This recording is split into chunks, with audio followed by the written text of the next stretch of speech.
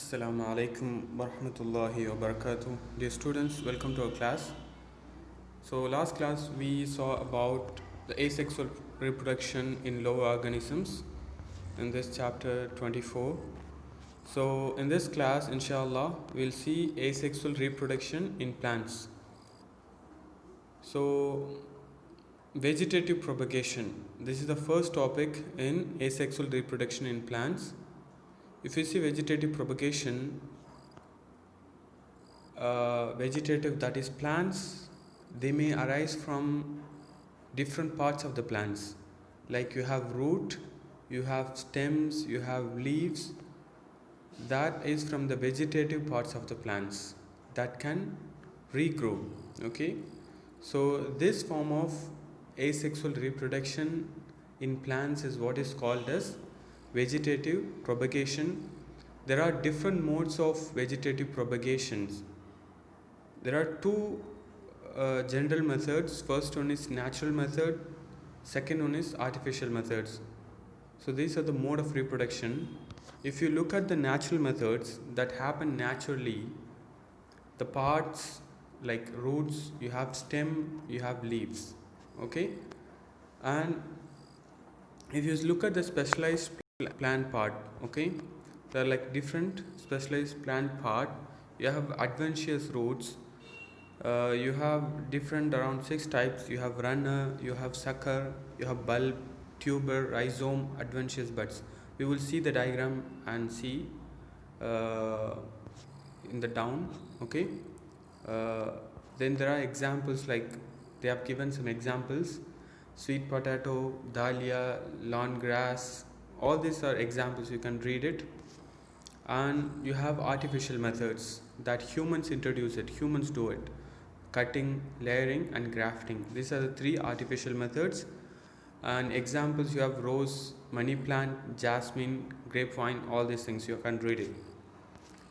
So that is the short explanation of this vegetative propagation. We will see more below. So new plants may arise from the roots or stem or leaves.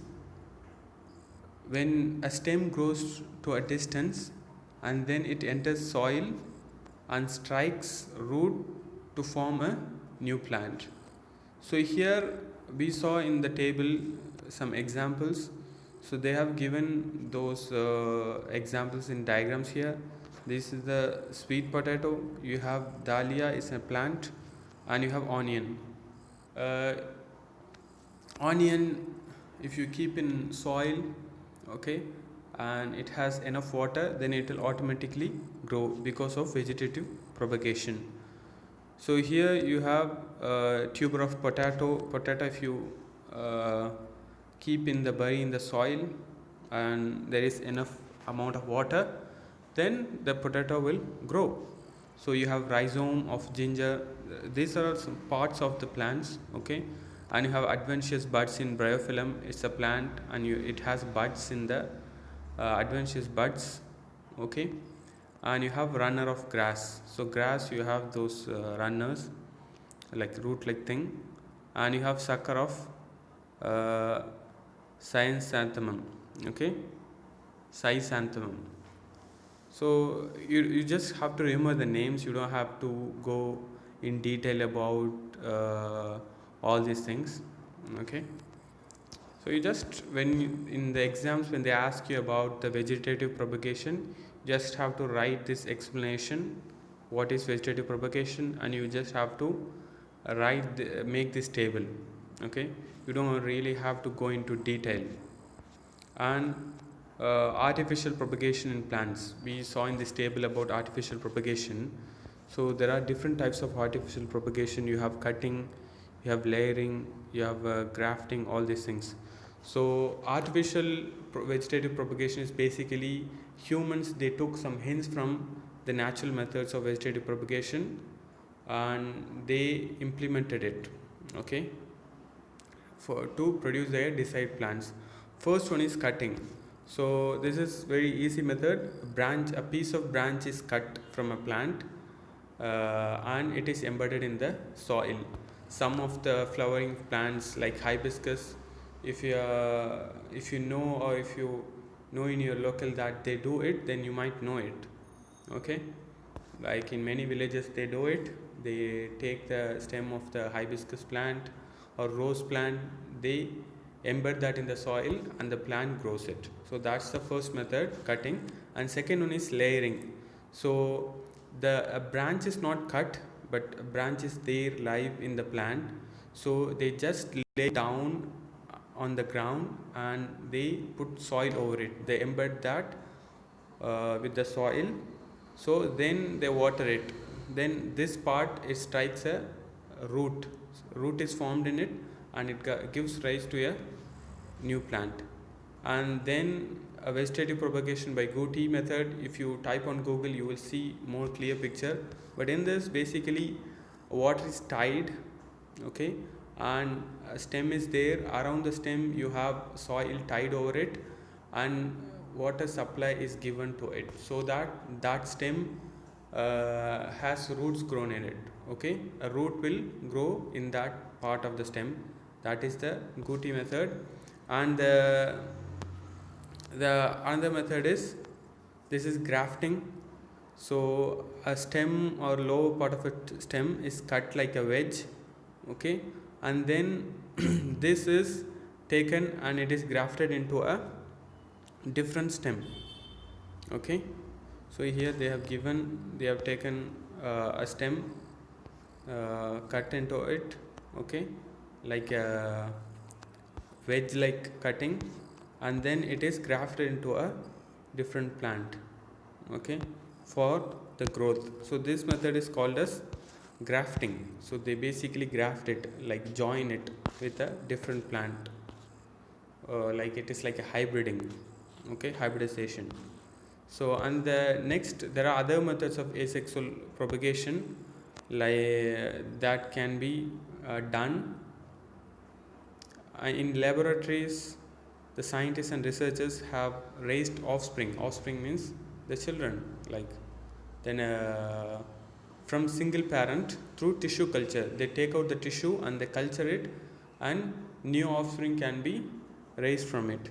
So Dolly was a sheep, and it's an exact copy of her mother, raised through cloning. So Dolly was the first animal that was made through cloning. So we will see about it below. So here there is a method called as micropropagation. So researchers, they have done a lot of researches and they have standardized some methods. They have made some methods of tissue culture. So every living cell or every part of a plant are found to be totipotent. Totipotent means those plant cells are able to develop into a different new plant. In the sense, not different, but a new same plant. Okay, so a single cell, every living cell or every part of a plant has been found to be totipotent. They have the ability, potent means they have the ability to grow into a new plant. Okay, so that is the meaning. And cells of an individual, okay, all the cells of an individual, they arise from a single cell. And so all these cells have the same genes. So we all know that genes control the growth, development and all the life process. Genes have the genetic material. Okay, so from a piece of plant, let's say carrot, okay, root of a carrot or a leaf, they can be cultured and they can be made into a new plant. Okay, so any root or leaf or any stem, from there they take out the cell and they culture the cell by giving adequate nutrition, okay, in the form of solution, and this forms an mass of cells, a group of cells called as callus. So callus is basically undifferentiated mass of cells. Before differentiating into different cell, that mass of cells is called as undifferentiated. They are not yet differentiated into different types of cells. So that mass of undifferentiated cells are called as callus, and this callus can give rise to new plantlets. So this concept of raising of plants through tissue culture, we take out the cell and we culture it, and it becomes like a callus, and from there tissue is formed, okay, and it is raised into a new plant. So this concept is called as micropropagation. In this diagram you can see plant is there, from there cells are shifted into the laboratory, they are growing by giving proper nutrition solutions, and it is developed into callus. Then hormones and cells are given and plantlets are formed. Then the plantlets are made into they are grown into a plant, okay. Here we will see about cloning. We saw that Dolly was a sheep, it was the first cloned sheep. So what is cloning here? Clone is nothing but a genetic copy of the parent, okay, a genetic copy of the parent. So a sheep called as Dolly, it was born with an exact copy of her mother. So here in this diagram you can see this is a Finn Dorset sheep. A diagram, first diagram, it's a Finn Dorset sheep, it is the mother of Dolly.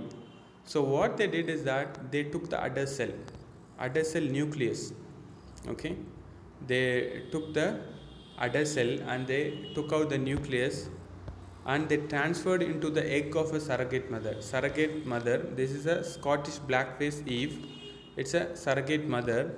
What they did is that they transferred the udder cell nucleus into the egg of the surrogate mother, different mother, after removing the nucleus from that surrogate mother's udder cell. Then this is kept into that surrogate mother. So now Dolly's mother is the one that provides the genes to this thing to the surrogate mother. So the surrogate mother provides the womb from where the Dolly grows, but the gene is from the Dolly's mother, that is Finn Dorset sheep. When this sheep grows into when the sheep is born, that is Dolly is born, that is the name they gave to this cloned sheep. So the Dolly, it is a clone of the mother, but it was born with a surrogate mother, okay. So that's how they cloned it. So that's how the Dolly was born, a clone sheep. That was the first animal, that was the first sheep that was born through cloning method. So inshallah in the next class we will continue from sexual reproduction in plants. So if you have any doubts you can ask me.